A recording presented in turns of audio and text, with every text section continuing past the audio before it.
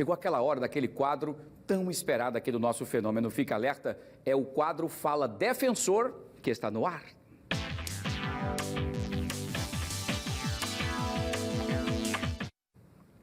No nosso quadro, como acontece sempre todas as quintas-feiras, o quadro Fala Defensor, o tema de hoje é sobre efeitos da pandemia nas relações de consumo. Muito importante e pertinente, né? Sobre esse assunto, quem vai falar com a gente é a Norma Sueli Negrão, que é defensora pública do setor de defesa do consumidor da Defensoria Pública do Estado. Doutora, mais uma vez, boa tarde, seja bem-vinda aqui ao nosso Fenômeno Fica Alerta para falarmos sobre um assunto muito, mas muito importante mesmo, né? Pra vocês terem ideia, durante a pandemia, a gente quer saber quais foram as reclamações dos consumidores que geraram mais judicializações na Defensoria. Por exemplo, a gente sempre pensa, será que foi água, foi luz, contratos, por exemplo, de banco ou planos de saúde, telefonia? Qual foi, doutora? Mais uma vez, boa tarde, seja bem-vinda. Olá, boa tarde a todos. Muito prazer estar aqui com você, falando de um tema tão importante para hoje, para a nossa sociedade, que é esse momento que nós estamos enfrentando, que é o de pandemia, e o quão importante a defesa do consumidor nesse cenário. O CDC, o quanto ele se tornou mais ainda importante nesse cenário. Muito bem, doutora. E quais são as reclamações mais comuns? O que ficou assim, poxa vida, aqui virou, agora bateu um recorde, por exemplo, aqui foi água, foi a luz, a telefonia?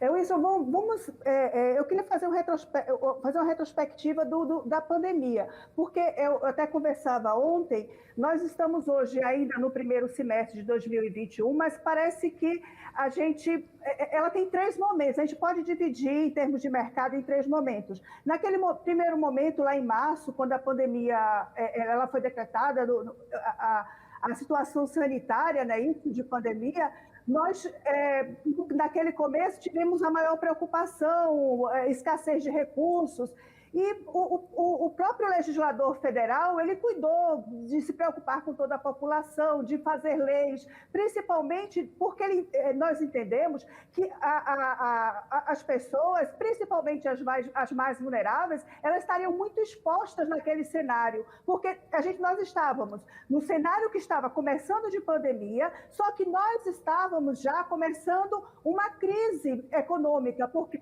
nós estávamos... tivemos uma situação de reforma trabalhista, tivemos uma situação de reforma previdenciária, então a força do ganho do salário das pessoas já estava comprometido. Então, naquele momento, a gente percebeu que a defesa do consumidor ela foi muito importante e o legislador ele cuidou de tratar, de se preocupar com esse momento. Então, a gente passa um segundo momento de 2020, na verdade, cuidando mais do que deveria ser cuidado, que era a pandemia em si, a crise sanitária. Porque agora a pandemia não acabou, as coisas começaram a aumentar. Ontem eu fiquei sabendo, eu tive acesso, que o consumo das pessoas mais pobres, elas diminuíram em 34%, e as leis foram para 2020. As leis de pandemia foram para 2020. Então, isso torna uma preocupação, faz com que a Defensoria ela tenha uma preocupação muito grande, porque a gente entende que a Defensoria ela tem esse papel de cuidar dessas pessoas nesse momento de calamidade e chamar a atenção do legislador que as pessoas mais pobres elas não estão passando apenas pela crise sanitária, elas estão também passando pela crise econômica, elas estão sofrendo, porque se eu tenho uma economia que a gente está vendo aí, a olhos vistos que a economia está enfraquecida, o mercado... Quanto mais o mercado enfraquecido, mais eu tenho pessoas que estão fora desse mercado.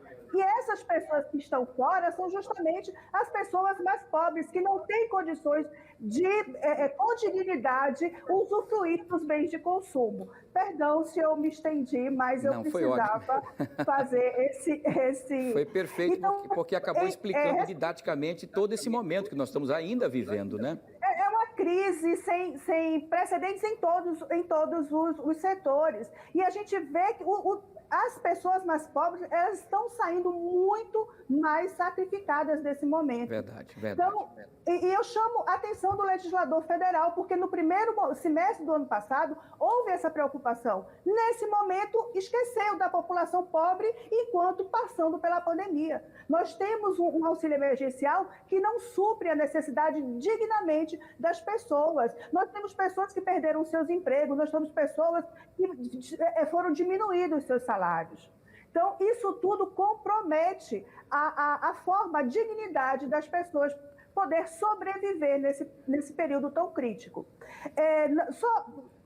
Respondendo já a sua pergunta, nós tivemos várias as reclamações, porque a gente entende que as relações de consumo hoje, essa defesa, ela se torna até uma defesa da própria cidadania.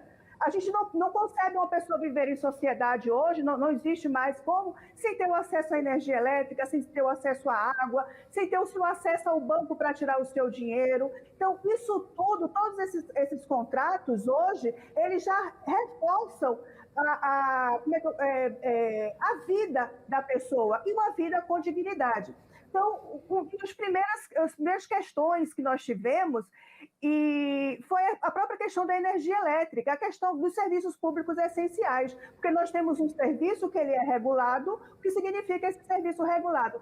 Essa contratação, quem vai determinar as regras é o poder público. Então, na questão da energia elétrica, nós tivemos uma agência que ela, no primeiro momento, ela se posicionou. E ainda bem, ela se posicionou fazendo o papel que ela deveria fazer, que era o de proteger os consumidores. Então, a ANEEL, ela naquele primeiro momento, ela